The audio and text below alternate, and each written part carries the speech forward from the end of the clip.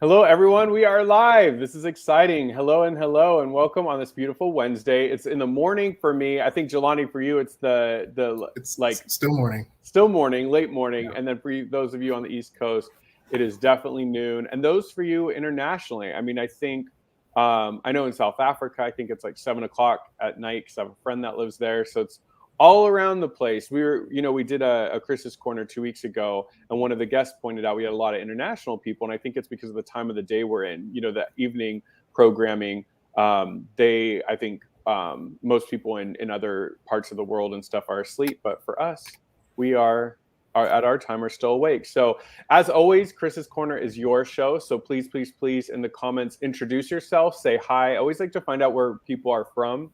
My OCD prevented me from doing traveling most of my life. So I'm really excited after the pandemic clears to travel. And so I'm always excited and giddy when people tell us where they're from, including other parts of the country and internationally. So in the chat, make sure to introduce yourself. Let us know where you're from. Say hi to all of us. Also, Jelani and I are going to have a topic today that we want to discuss a little bit, and just how the holidays brings on added stress to individuals with OCD. But we also want to answer any of your OCD questions. Both of us are clinicians that work in the field specializing in the treatment of OCD and related disorders, which includes hoarding, body dysmorphic disorder, skin picking, and hair pulling. So we are here to answer any of your questions, either from a lived experience or from a clinician experience. So don't be shy. You can ask those questions, and we will definitely answer any of your questions. But we also want to hear where you're from. So we already got a couple highs. We got Majo. You're going to have to correct my pronunciation, but I believe it's Majo from India, which is amazing. I've always wanted to go to India. I actually had a roommate who went to India and showed me pictures and told me about it. I was very jealous.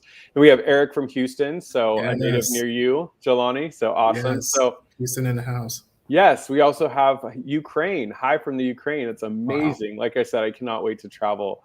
I actually know somebody in my life who's from Ukraine, and so I always she talks about her mom being back there, so I hear pictures and stuff. Oh, Mejo, perfect. Thank you for the pronunciation. So Mejo from India. That's amazing. So everybody say hi. Welcome to Chris's Corner. Make sure you ask your questions. We want to answer all your questions. We're going to talk a little bit about how the holidays negatively impacts OCD, hoarding, etc. But we also want to answer your general OCD questions. Hi, Dave. It's good to see you. Says hi to you as well. So my name is Chris Trondsen. I'm a clinician that treats OCD and related disorders here in Orange County, California at the Gateway Institute. But I am also an individual living with obsessive compulsive disorder and body dysmorphic disorder. And I've experienced depression and anxiety and all that stuff that comes with it. And I am excited to be here. I think of Chris's Corner as an opportunity to just give you guys community support, answer your questions, and just let you know you're not alone. As always, I just want to remind you that this is a platform that we want to keep positive. So please be respectful to each other. I always think like we are the only people on the planet that understands what each other are going through. So you got to be supportive to everybody. I love seeing the interaction in the comments where people are offering support to each other. So thank you for always keeping it absolutely. I don't think I've ever had a problem of anybody being disrespectful. So I really love that about our community. And just remember too, this is live streaming. So if you have any questions or anything like that, we're going to ask them, publicly. So just keep that in mind. But remember, everybody's going to benefit from your questions and everybody's going to benefit from your answers. So I'm going to introduce my next guest, Jelani Daniel, who I had the pleasure of speaking with at the IOCDF conference, which I really, really enjoyed. We got our reviews back, Jelani. I don't know if you read them, but they're super positive. I love that Yes. for us. Yes, that was great. But I also wanted to point out that Jelani has been my most my most consistent guest on Chris's Corner. We've had him 3 times, so we love that. But Jelani, I'm going to have you introduce yourself. Just kind of tell people a little bit about yourself. Yes, and thank you again for having me. I always love being here. I appreciate this opportunity. So my name is Jelani Daniel. I'm from Houston, Texas. I am a licensed professional counselor. I'm also a doctoral student right now, but I've been in the field and working with people struggling with OCD and anxiety disorders for 15 plus years now. And I love being in this community. It's such a tight community and get to make so many great connections here. And so just really happy to be able to be here and be able to help others. Yeah, thank you. I'm so happy to have you. A couple more shout outs. We have a B from India. So we have India in the house, which I really love. We also have 2 more Texans, Nancy, and of course Yes. our good friend A lot of Justin. Texans in the house. Yes, we love Justin. Justin, fun fact, he spoke at OCD SoCal conference, which I love, but I did a talk at the IOCDF conference in 2019 in Austin about how to be your own superhero to fight OCD. And Justin just happened to have a Batman costume and showed up and jumped in Batman. Awesome. So super random, Nice. but we love it. Hi, Eric. It's great to see you. So Jelani, I want to kind of jump into our topic today. And like I said to everybody in the chat, we're going to answer general OCD questions too. So please throw out your questions. We want to be able to support you and what you're going through, and Definitely. either you or your loved one. But I wanted to ask you, Eric wants to know, are you at UH? I'm at U of H Clear Lake. So not Okay. UH Maine, but UH Clear Lake. Yeah. Those of us Californians are like, sure. But Jelani, I wanted to jump in real quick. The holidays are coming up. Obviously, we just had Thanksgiving here in the States. I know this period of time, there's a lot of family gathering. There's a lot of holidays. There's a lot of like happy commercials, happy music and stuff. And one thing that I can, speak from my own personal experience, but also now being a clinician with clients, the holidays aren't as exciting to most people as, who are struggling as everybody else. There's a lot of, judgment from family members who don't get mental health. There's a lot of the what are you doing now questions. There's additional triggers that happen. There's this expectation you're supposed to be happy and, like the commercials, but you might be struggling with depression, or, hoarding is an exceptionally difficult time around this time, especially because you're getting gifts and you're getting all these things and then you're buying for yourself. There's so much that goes on during this period. Maybe just to kind of kick off, what are some of the things that you notice as the holiday season starts to come in that some of your clients or people in our community are kind of articulating to you that they're struggling with a little bit? Yeah, so you hit on a lot of the points there, Chris, and it's within the media or within our society, it's holidays are always shown as to be like this happy time, and as you said, a lot of people don't see it as a very joyful time, and then actually it can be a time that brings up a lot of triggers or brings up a lot of reminders, and especially of like maybe some difficult times in one's past and during one's upbringing, or some trauma, family dynamics, so on and so forth. And so a lot of the things that can lead to an exacerbation of one's symptoms. And so other things can be a factor as well, as during the end of the year, whether you're in school or in work, and like a lot of deadlines and just a lot of things wrapping up for the end of the year. So a lot of pressure to perform, or just in regard to the social gatherings, just like pressure to be able to be present at social gatherings or family gatherings. And maybe there are things that you just really don't feel like you're able to do, or that you don't want to do. And just being able to want to have more time and more space to yourself, or just feeling the pressures to give gifts. So lots of these things. And so I think one of the important things to note is that it's quite normal and quite common to have these feelings of, holiday blues or holiday stress. And so I don't want anybody to feel as though like you are abnormal, or this is like something's wrong with you if you're experiencing increased struggles during this time of year. So that's quite a common thing. And so, there's lots that we can discuss about this, but how about I'll stop there for time being. Yeah, no, I definitely have a follow-up question. Nikki says hi to us from Ireland. Always exciting. From Ireland, I definitely want to go there. Pictures are beautiful. Jelani, one thing that I think I want to start off with is during the holidays, there's added stress. And I think one of the things that people with OCD always are confused by, they'll say like, I'm moving, or I just got a new job, or I'm going through a divorce, or in this case, like the holidays coming. What is the correlation and the relationship between heightened stress and then heightened obsessions, compulsions, urges? Because a lot of times, for me as a clinician and living through it, when somebody comes in and they've gone through like a passing of a family member, or, they just got their job just laid them off, obviously that stress isn't maybe triggering sexual intrusive thoughts directly or triggering contamination directly, but they notice that they're having much worse symptoms. So can you talk a little bit, especially we're talking about the holidays, so the holidays add stress. How does added stress, even if it's not correlated directly with the person's obsessional thoughts, how come we see people with increased obsessions, compulsions, new subtypes popping up in heightened times of stress? Yeah, well, in many ways, so with that increased stress, it can deplete our one's reserves and being able to have the energy and to be able to even combat like the struggles that one's facing. And so it's me just feeling like more tired and just not really being as much in the mood, and it just maybe like depression itself worsening, and that itself can just make it even more challenging to be able to resist engaging in compulsions, or just resisting the urge to isolate it and to be to by oneself, and to avoid maybe even talking about some other things like with in regard to social anxiety, like maybe being more inclined to want to avoid and just feeling more comfortable. So I think with more stress can come can be it can fuel more avoidance and just wanting to get away from the discomfort and getting away from things that are challenging and difficult. And so, which can then also fuel wanting to get away from triggers, whether related to OCD or related to other disorders.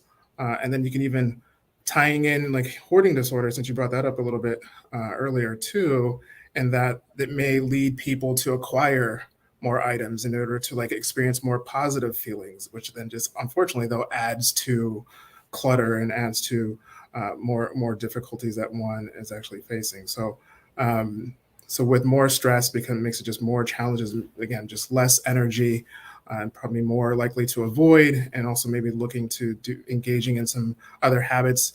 One other thing I'll also mention is, especially for those who may struggle with coping by utilizing substances, there can be a greater risk of using substances when one is also feeling more stressed or more depressed or more anxious. And so with just everything that comes with this time of year can just lead to the increase in these different coping mechanisms or maladaptive or unhealthy coping mechanisms and problematic symptoms that people experience. Yeah, and Eric adds in the chat, every night he's too exhausted to put out the holiday decorations. And I don't want to speak for Eric, but I know for me, I can definitely relate to what Eric was saying. Is like I didn't ever decorate. I mean, there were so many compulsions first and foremost just to decorate.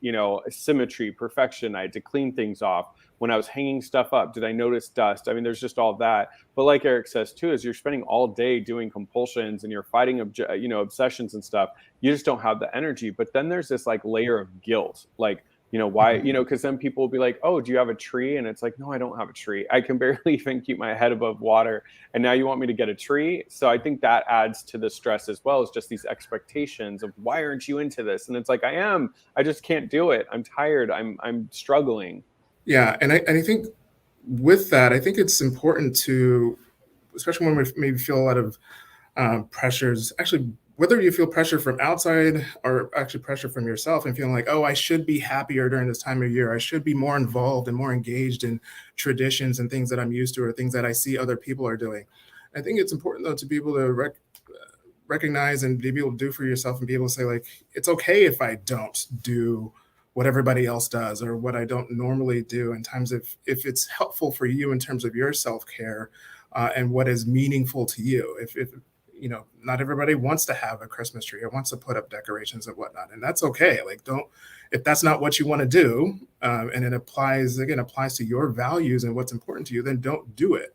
At the same time, if it's something that's more of an avoidance and saying like, oh, I don't want to do it because I think it's going to lead to more triggers or whatnot, even though I do like having a Christmas tree, then there could be, or the decorations, and that could be, a values-based activity, a values-based exposure that you can look to try to engage in so that you're doing things that are more meaningful and fulfilling to you.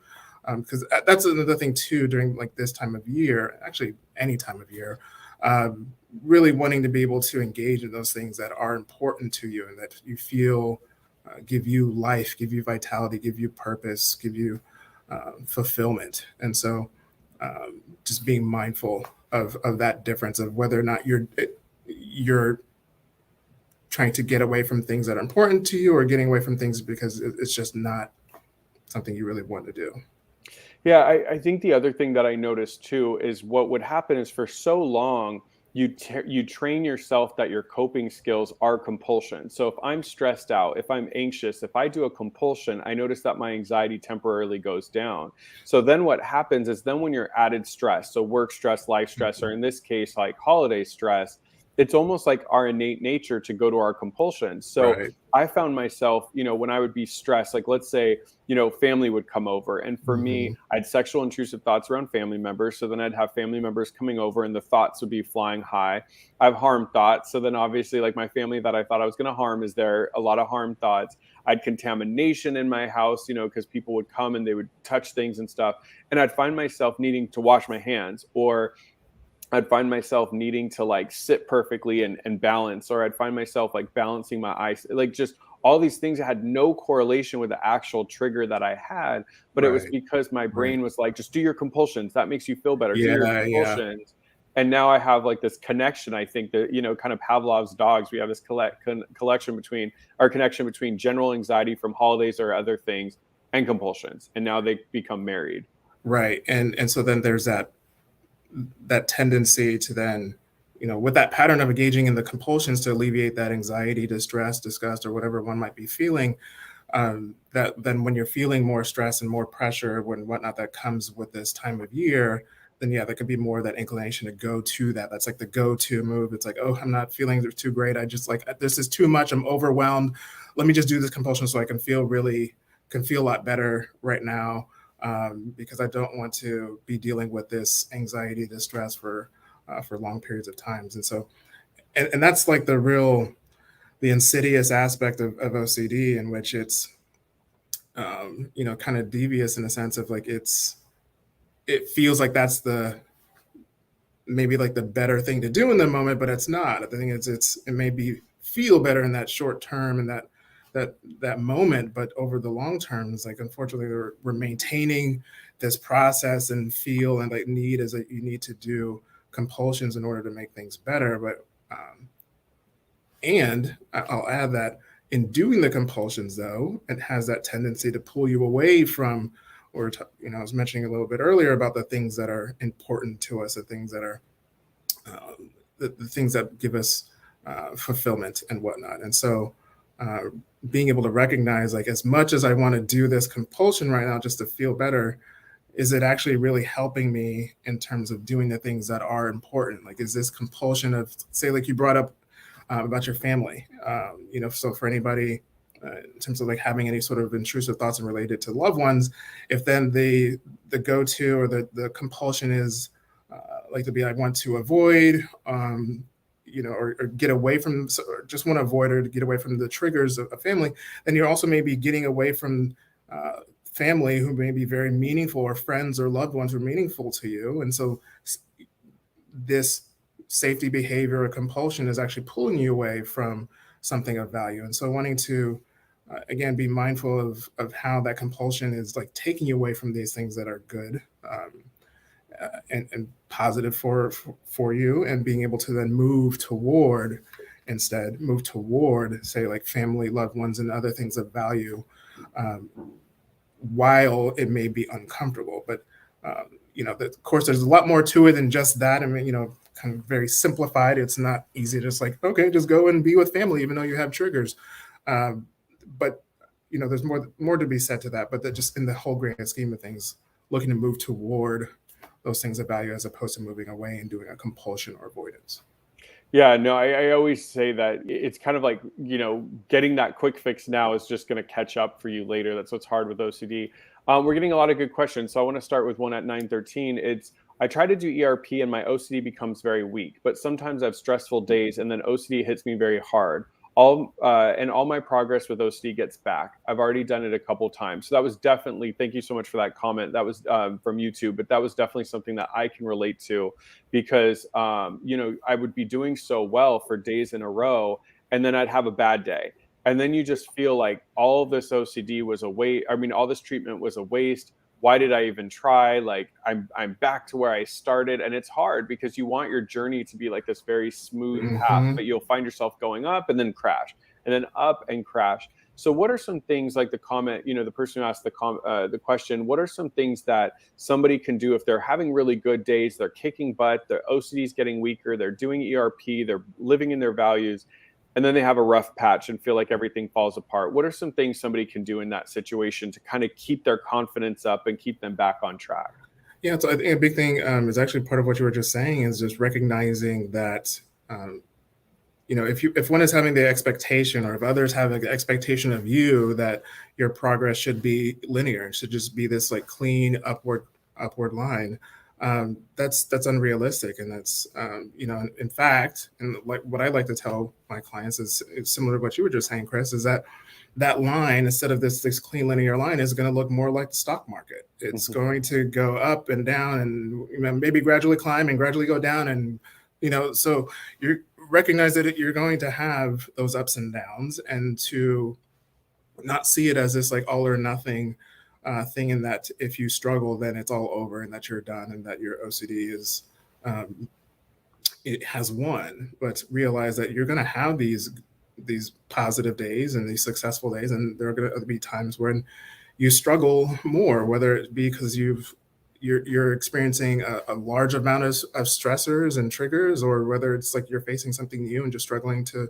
know how to respond to. But a big part of that too, what's important is being able to just work on how you respond to those times when you're going down. So it's like when we fall, being able to get back up, right? And so recognizing that, there are going to be those times in which it may not be going also well, but that doesn't mean that you can't still have days in which you're can have some positive experiences. And so another aspect, there was another thing I was going to say to that, and it's kind of leaving my mind. I think too, though, just in general, like just being able to take baby steps and not expecting that you're going to have like this, again, not this all or nothing expectation that you're always going to be doing well, but that you're going to have these ups and downs, but also being able to take baby steps toward your goals and toward your values. Whether you have OCD or not, we all face difficulties, but certainly with OCD can make this even a greater challenge.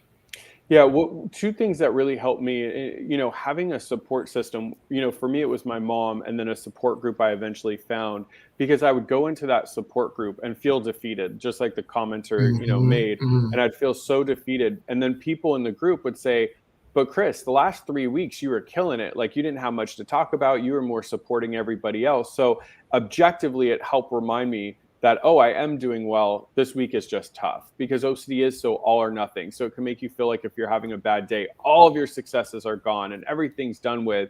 And then the second thing that helped me is journaling. And I know people, don't like to journal because it's a lot of work. I'm like, do it on your phone, do it virtually, do it talk voice memo.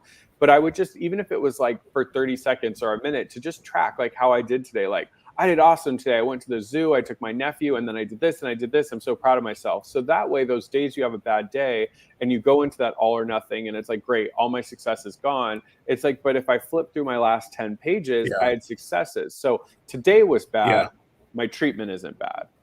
Yeah, I love that too. Yeah, that's something I also tell clients, and the way I describe it to them is being able to create like an achievements list. But I love that idea of being able to just do it on the computer, on your phone, and being able to record it. And so, yeah, as you just pointed out, of like being able to have something that you can look back on or listen to, just to remind you that, okay, it hasn't all been all bad, because it can be very easy to fall into that, that trap of only focusing on the negatives and disregarding the positives. So being able to have something that helps to remind you of those positives, I think, is an excellent thing to be able to have as for support.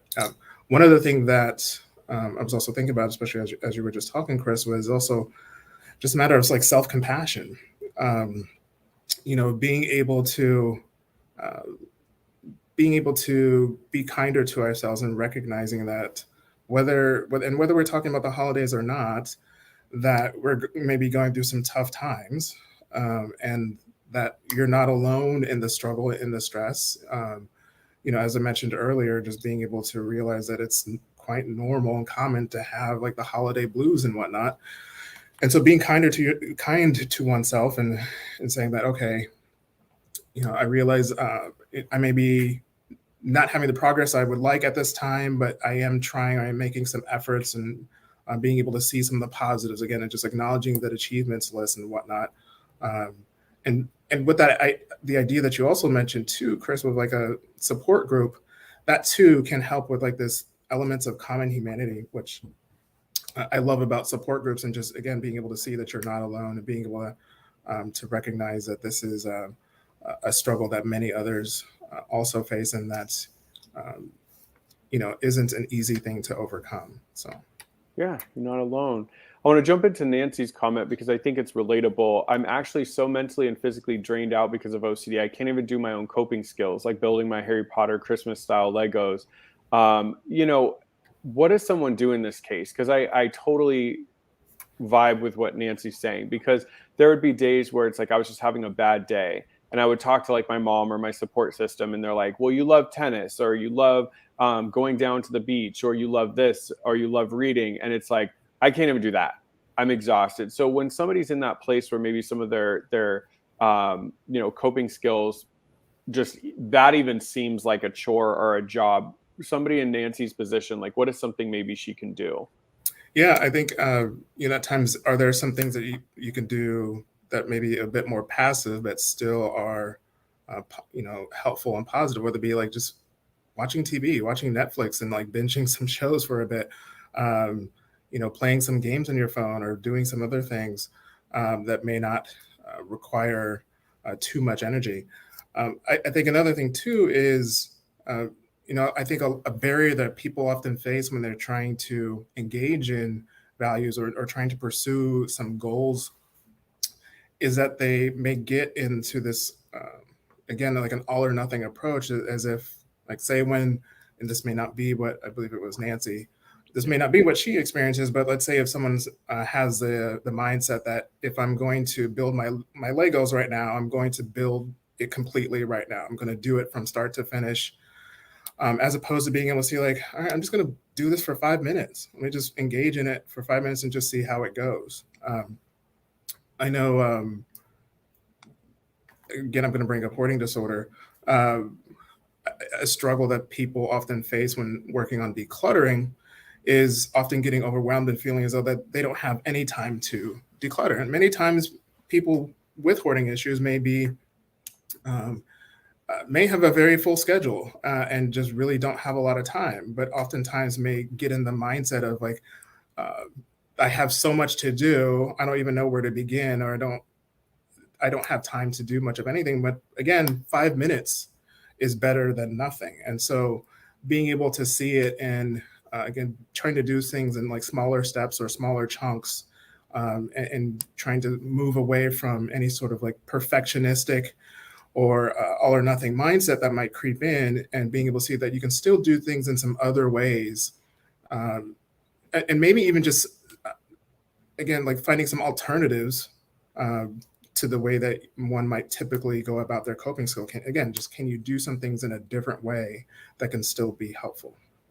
Yeah, no, I like your idea of doing something really passive, because obviously, like, my coping skills were much more active. I'm just that kind of person. I was never like a mindfulness meditation person during. I've become that because I know how valuable that is. But like during my struggle, it was a lot more like go to the gym, like go out, drive places, and what I had to do is what you suggested to Nancy, is just I finally had to say, okay, I need to come up with like a bag of them that are just really passive, that don't take a lot of effort. And so, for me, it started to become guided meditation was an easy one. It's like I could just press play and literally lay there and close my Mhm. eyes and focus on my breathing. So I think having, your coping skills that are much more active in those days that you like are in a better place, like the Legos and stuff. Like I love like Legos, or like those adult colored coloring books or colored pencils, because it takes Mhm. focus and it directs your attention to something else. But having those passive ones. Eric made another good comment. He was commenting on what we were talking about earlier about stress making everything more intense. It's easier to relabel and refocus when things are calm. He also made a comment on our topic that I feel like everything has to be please everyone in the holidays has to be perfect. It makes planning and gift buying more stressful. So somebody out there that's maybe dealing with perfectionism or some type of OCD around kind of like, I have family coming, the house has to be clean, things have to be perfect. What are some maybe small exposures that they could do to fight back against that need for things to be a certain way or being perfect during the holidays? Yeah, that's a good question. I think one thing in general, when it comes to like those pressures, um, is being able to actually be more comfortable with saying no to things.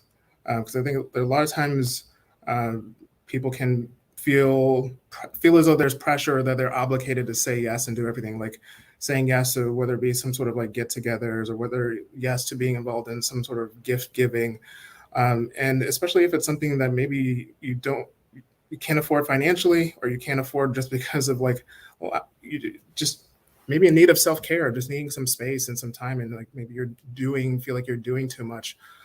Just being able to say no, I think is an important thing to be able to do. Um, so I, there was something else. There was another thing I wanted to say, but that's off my mind. But While you're thinking, what I can add is, because I was a perfectionist, not necessarily maybe in like decorating and holidays, but in the sense of like the physical aspect. But like mhm, I want things to go perfect, and that's something I still push back on today. Like when we throw OCD SoCal's conference, or I'm coming up with a talk for an event, or even these live streams, it's like I'm very like I got to make it perfect. So for me, the way the perfectionism hit the holidays is that I had to like the things had to go right. Like everybody had to show up at this time. We had to bring this kind of food. We had to eat yeah, food. We had to play games. Things had to go well. And what I recognized is what was stressing me out was not necessarily things not going perfect.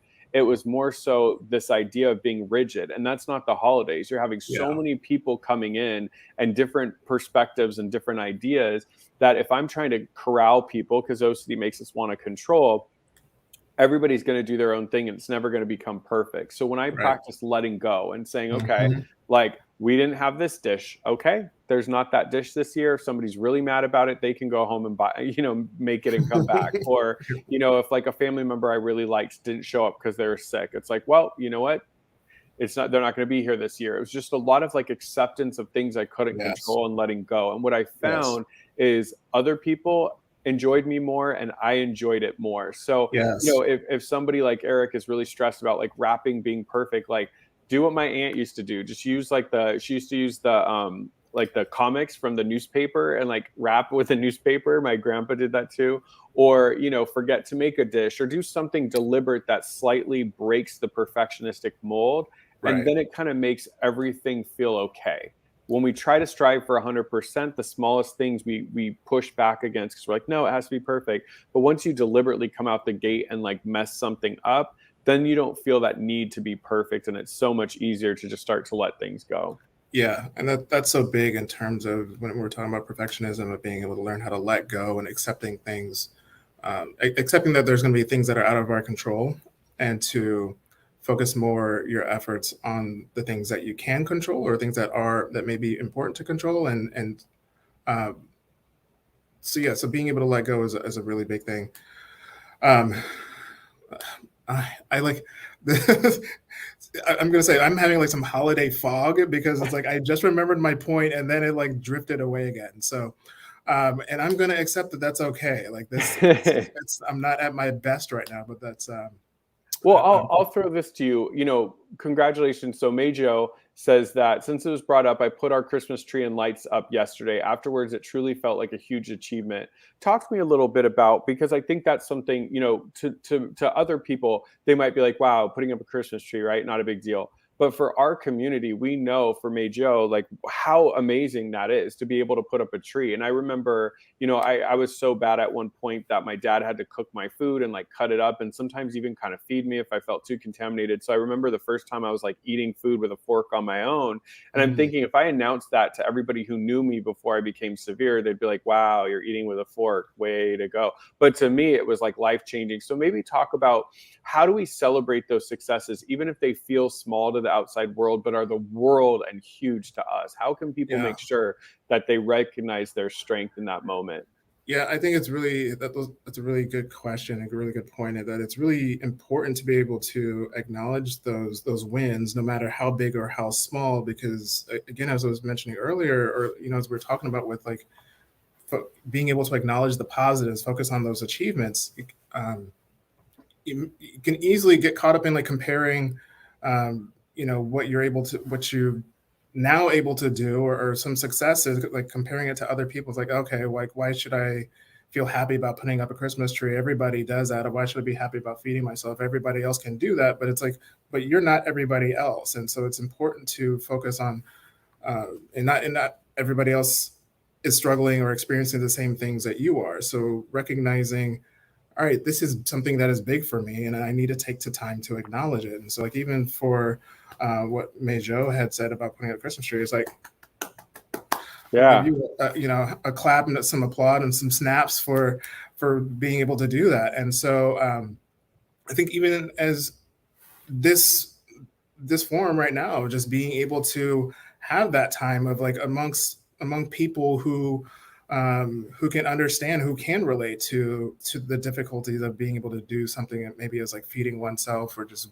getting out, or putting up a Christmas tree and so on and so forth. Being able to have, seeking out some spaces like this where you can celebrate like those types of experiences and achievements, because they are important to acknowledge, and not to, we don't want to dismiss those, and treat them as something minor.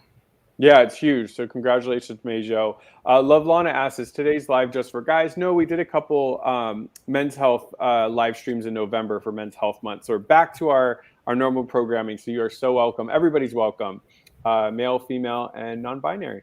Pauline asks at 924, what are our actual thoughts on medication for OCD? 4 different types haven't agreed with me and in a way dulled my senses with regards to ERP. Thanks for all you do from UK. Thanks, Pauline. So, I'll just kind of jump in real quick, and then I'd love to get your impression. For me, and I'm always pretty open about this, I try to do my treatment. I was in treatment about 14 months. It was a pretty severe case. And obviously there was a lot after that, but like the heart and soul of my treatment was 14 months. And I did the first 6 months without medication because I had a lot of medication fears. It wasn't around like the same way I think most people fear. It was more just like, if I take the pill and my hands are contaminated, it goes in my body, I can't flush it out, things like that. But I just could not do the treatment after 6 months without medication. I just kind of stalled out. And I had an honest conversation with my therapist. And that's when we, found a psychiatrist that really understood OCD. I was able to go on Prozac. I worked up to 80 milligrams. And for me, it was very helpful. It made it easier to let go of the thoughts. It made the thoughts more quiet. It made it easier to do the treatment. And my general anxieties and stress levels were down. I was fortunate that I had some people in my life who had taken Prozac. So when my psychiatrist asked if I had, and I told them, they believed that I would work well for me because it worked well for people in my family, and it did. But I know for some people, they don't have that same experience. They might try different medications. It doesn't agree with them because of side effects and stuff. With clients on medication, what do you see as like the help? Can people get better without medication? Like, what are some of your general thoughts? I know we're both not psychiatrists, Right. so we won't go into like diagnosing and stuff. But in general, for medication for OCD, what are some of your thoughts?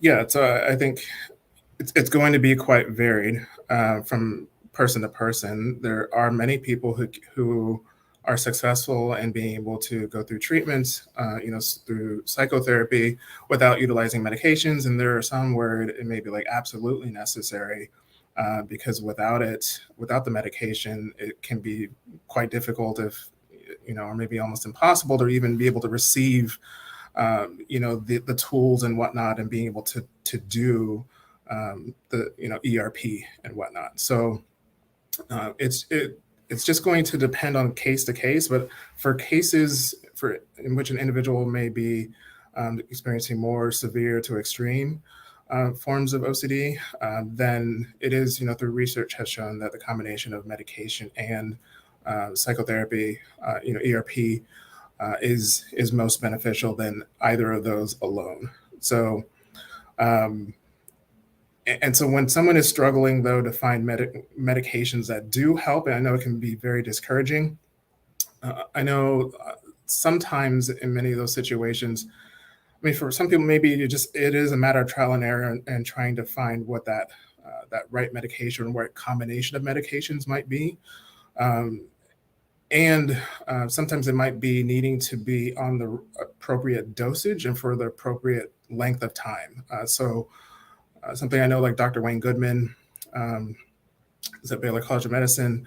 Something that he's talked about, when I used to work there, is that a lot of times patients often who are on medications or who quit medications or felt like medications didn't work for them were not on medications for enough. They weren't on them for a long period of time. And so, uh, again, because I'm not a psychiatrist, I can't like quote. I don't recall what the recommended uh, length of time that's good to try a medication for, um, but certainly sometimes that can be a factor of length of time and dosage. And so it's just important to maybe try it for long enough. Because I know sometimes people can give up early, feel like, it's been 2 weeks and I'm not feeling a lot of effects or positive benefit, any benefits. It's like 2 weeks is pretty early when it comes to like SSRIs. And so sometimes you need to take those medications for 4, 6, 8 weeks before really seeing some benefits. Yeah, I usually hear about like give a medication on the proper dosage about 3 months to see if it works. And I know I believe there's been live streams about other types, TMS, so transcranial magnetic stimulation, or there's been other types of treatments that if medication isn't working for people. I also know they're trying to get better at gene testing, where it I was can going to tell say you. that too. Yeah, Yeah. it can tell you which medications are better for you and which ones aren't. I Hmm. know it's more in its infancy. I know that Barbara Vanopin is doing a research out of USC to try to, and Dr. Pato in New York, trying to get a better kind of system for people to get tested for medications. So I would say it's still kind of like that trial and error, but there's definitely other, non-medications like TMS, I think is a big one some people will try Hmm. that people can sort of look at. Yeah. Also, ketamine infusions, at least in relation to depression, I've known some OCD patients to try. So yeah, there can be some other alternative medical or um,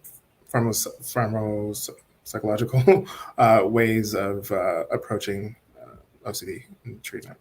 Absolutely. So Natalie T says, "Hi Chris, I saw your OCD documentary last night, and I can relate so much with a hand washing college. It's crazy how you're literally across the U.S., but our OCD was almost exactly the same. Glad you're able to overcome yours." Thank you, Natalie. I just wanted to shout out. There's a company called Hear My Story, and they featured myself and 3 other OCD advocates. Tom Smalley, who is one of the IOCDF's lead advocates. Vanessa, who is Vanessa Baer, who's Chris Baer's daughter. Both of them were part of obviously a very successful documentary, Unstuck, an OCD kids movie. So she shared, and then Hannah Z. I'm not going to try to say her last name. But it starts with Z. But definitely, if you haven't seen that yet, go over to Hear My Story on either Facebook, on Instagram. You'll find it, and all 4 parts are up of us kind of on camera showing OCD. So thank you so much for your really sweet words, Natalie. That means a lot. I wanted to ask you, we talked a little bit about it before, but what are some preemptive things as people go into the holiday season and they're going to see family, they're going to have triggers? What are maybe like a top 3 things people could kind of plan for themselves, whether it's hoarding, whether it's skin picking? I was thinking about, like, for me, I was a skin Hmm. picker, so during the holidays, if I had skin picking, I was embarrassed, and I'd have to cover it with makeup, and then I was embarrassed to wear makeup. So I think just as the holidays come, there's so much triggers. What are some maybe like top 3 preemptive things people could do like prior so they aren't caught off guard? Yeah, great question. I think one of the main things that I think can be helpful is just planning out your holiday season in terms of like all the activities and gatherings and things that, um, at least as much as you can. And, certainly some things you may be invited to some things on short notice, but just being able to plan and say like, okay, I'm going to budget my time to do these things, and that. And also in terms of budgeting time to maybe do like shopping and whatnot, and maybe doing it sooner than later, so it's not feeling like more stressful or more pressure as you get closer to time of celebration and time of giving those gifts and whatnot, if you plan on doing so. And so I think when it comes to that as well, so it's also important to be able to budget. So being able to, uh, like knowing ahead of time, all right, how much money do I really have to be able to to spend on gifts if I plan to do that. So that's something that at least you could do beforehand instead of like getting caught in like, and again, this could relate to not just say OCD or people in general, but just like hoarding disorder too. Being able to be mindful of how much you might be spending so you're not spending too much, which could just be another stressor in this. So those are some things that come up. Again, I think just being able to also maybe being able to like plan out more of your, when it comes to activities, more of like your self-care. So instead of just like leaving it as a kind of like vague, like ambiguous time is like, oh yeah, I'll just do this whenever, just being able to plan that as well. It's like, I'm going to try to do, whether it be some mindfulness meditation on, every other day, or being able to do some like working out or whatever activities that you might find to be helpful. So those are some things that come to mind about ways to plan ahead of time. I know there could be a lot more, but I'll leave it at that for right now. Yeah, no, I would say too, just being, I love the idea of being offensive. Like when I thought of my OCD when it was severe, and I still kind of think of it like that, is that, you're almost, I played sports. So for me, the sports analogy kind of worked. And it's like, I'm going to show up to the game and either I'm going to be offensive or I'm going to be on defensive the whole time. So for me, for instance, I had sexual intrusive thoughts with certain family members. So as soon as I got there, those were the first people I'd go up and hug and directly be around, or I'd harm thoughts around my grandma and youngest sister. And so it's like I would deliberately like be around them and talk to them. Or my uncle smoked, and I had the fear of secondhand smoke and getting cancer, and he'd go out and kind of smoke on the street, and I'd go out and talk to him while he was smoking, so I would be around it. And I'd want to like lock up all my items and close everything, but I just kept my room the way that it would normally be. And if people walked through it or people walked by it, so be it. My grandpa was a hoarder, and holidays he would always buy all this stuff and like keep it. And I always kind of think the one thing in, two things out kind of rule of like, if you're going to bring something at your house, you got to get rid of two kind of objects that are about equal size so that you're never drowning in it. So I think the more offensive we can be, the better. I wanted to throw in Yvonne's question at 9:39. She says, severe contamination OCD here. It's developed due to COVID. I think with the holidays too, I think last year, Nikki B kind of talked about it. Like last year, let's say with COVID, right? Contamination. I didn't really have a Christmas out here in California last year, but this year it's going to go back to normal. A lot of my family is vaccinated. We feel safe. We're going to all meet up. Talk to me a little bit about, people right now, they're so, I think a lot of us had hoped COVID would kind of pass. Now there's this new variant. There's a lot of news coming out. It's new. How do people deal with like the isolation because of COVID? So with holidays, it's family, spend time with people. How do people, two-part question for you, Jelani, like one, how do people that have the, fear of contamination in COVID, how do they handle all this new news about a new variant? And then the second question is, let's say they don't feel comfortable right now doing Christmas, kind of like what Nikki is saying. How do they deal with the isolation that comes and the expectation you're supposed to be around family, but maybe you're not doing that this year because of contamination fears? Yeah, so I think to the first question in regard to like just dealing with COVID and new contaminant and other things, I think this important part of this whole pandemic, I think it's helpful and to rely upon the science and the facts about and what are the recommended guidelines in terms of what is going to be most healthy and be most safe for us during this time. So rely upon reliable sources for your information and be careful about where you're getting information from. I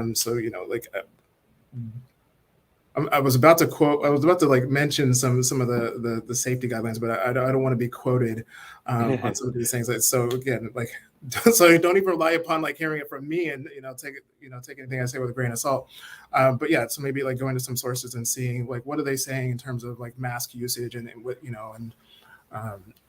what is safe and recommended in terms of like with travel and just with the family gatherings and things of that sort. And so because it can be really scary during this time, especially hearing the information of a new variant, of like feeling as though you have to take more precautions. And in many ways we do. We can't just be unsafe in this, and or well, anybody can, but it's not recommended. I wouldn't recommend being unsafe, but just so that we can all get through this. Um, no, I apologize. I forgot the second The part of your second part is, because of COVID and contamination fears with OCD, like Yvonne asked about, that usually equals a lot of isolation. I right. know for me, when my contamination was bad, there wasn't COVID around, but there's other stuff. Yeah, yeah. And I know for me, it caused a lot of isolation. So as someone's starting to try to work up the courage to do exposures and get out more, how can someone deal with like the isolation that comes with contamination around COVID? Yeah. Um, so one of the main things that I'm thinking about is, so unfortunately, just because of the pandemic, we can't do things in the same way that maybe that we would have done in the past, or maybe in ways that we would like to. And so um, it doesn't mean that we still can't maybe like celebrate and be able to go through our traditions in maybe some different way. And so again, maybe similar to what I was saying earlier about think of alternatives to ways in which we can try to do some coping mechanisms differently. Even looking at this too, in terms of like, are there ways that we can go about connecting and celebrating in ways that might be different from what we're used to? Whether that might mean, even though I know we're all sick of doing things virtually, but at least virtual is an option that many, if not most of us, have when the option to be able to connect in person may not be possible, whether it be like just due to limits of difficulties to travel or just being scared to travel, and which is understandable. And so also when it comes to just that feeling of isolation, and whether that be due to OCD or depression or anxiety, and feeling more inclined to be alone, again, let's bring coming back to values and things that are important, is like, is the way I'm responding to the situation aligned with what is really meaningful to me, and what is going to really help me to be more like invigorated and having more fulfillment in my life. So are there ways I can try to again take some steps toward those things that are important, whether it be like, again, thinking of ways to connect and alternative ways to connect, um, instead of being isolated, which just can feed depression and feed OCD and anxiety and other things, and making it worse, especially if we're not getting at the things that are important to us.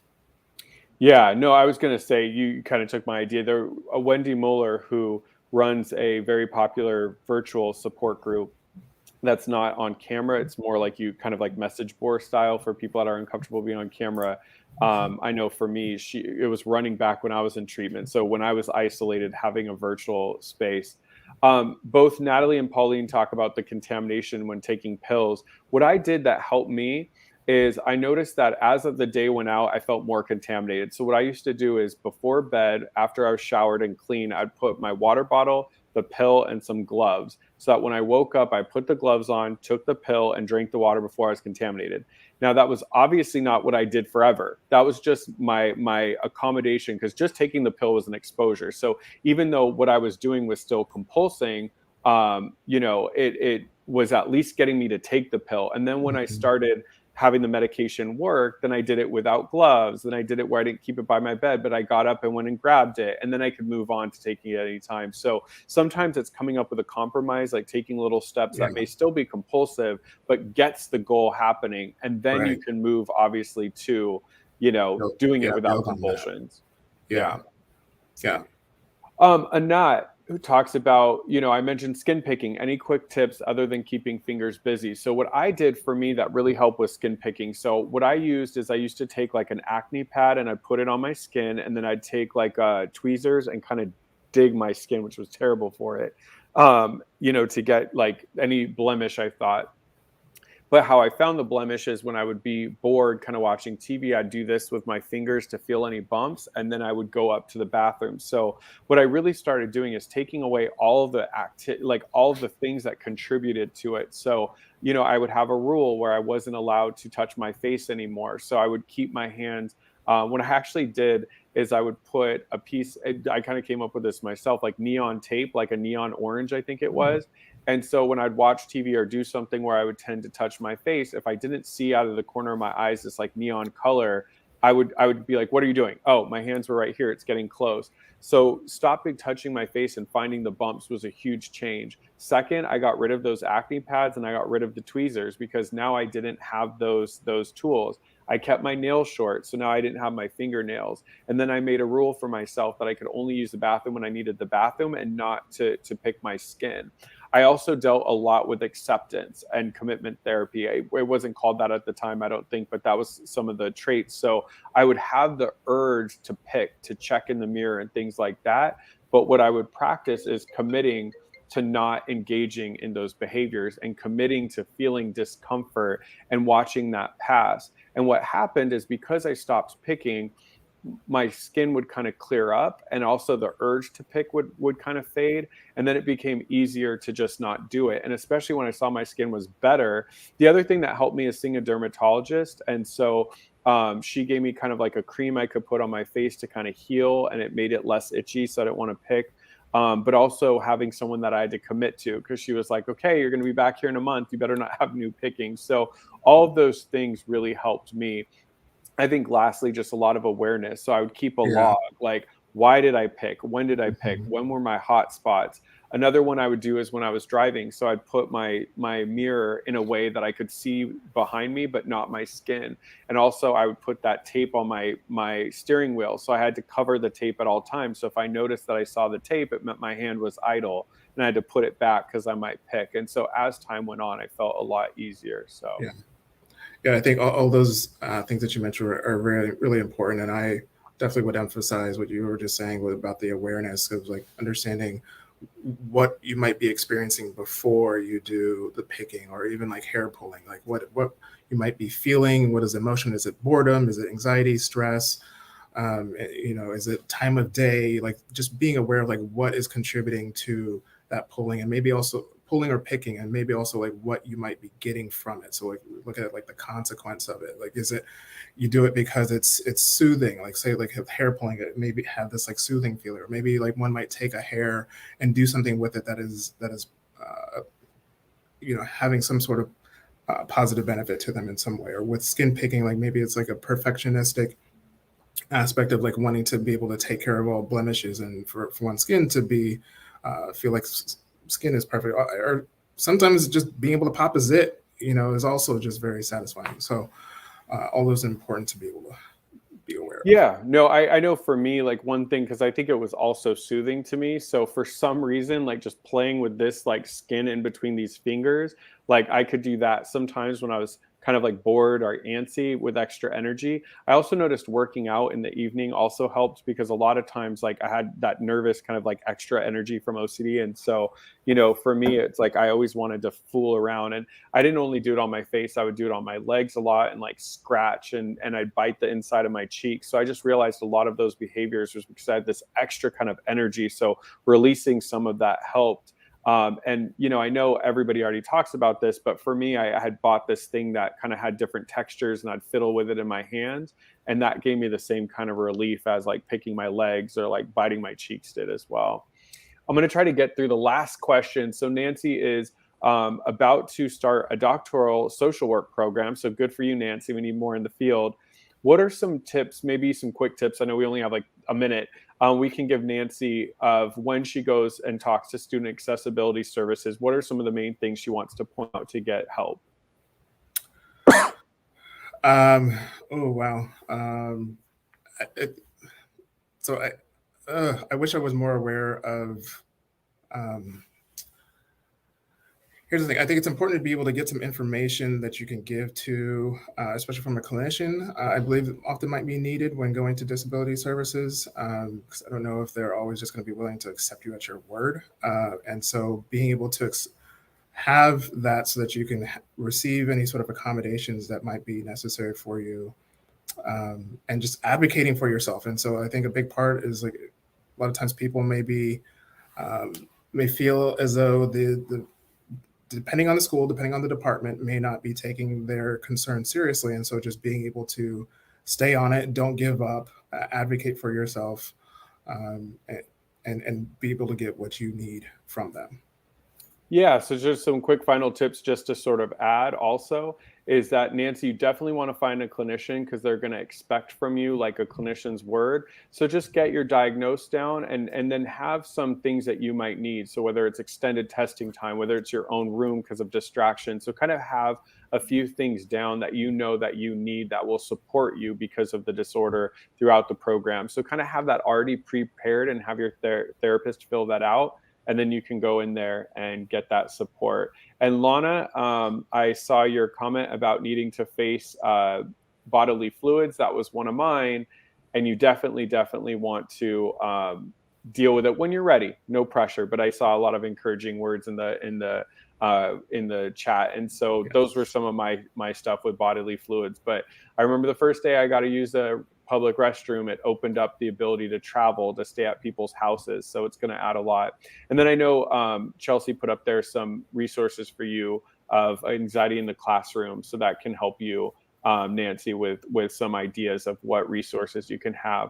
A couple of quick announcements before we go. I just want to remind everybody that if you have a kid age 6 to 17 with OCD, we have an online OCD camp. So that's going to make sure to go to registration for that. So I believe it's in the January 22nd and 23rd, if I remember. It's a Saturday and Sunday, but it's really good for kids. So go to iocdf.org/OCD camp.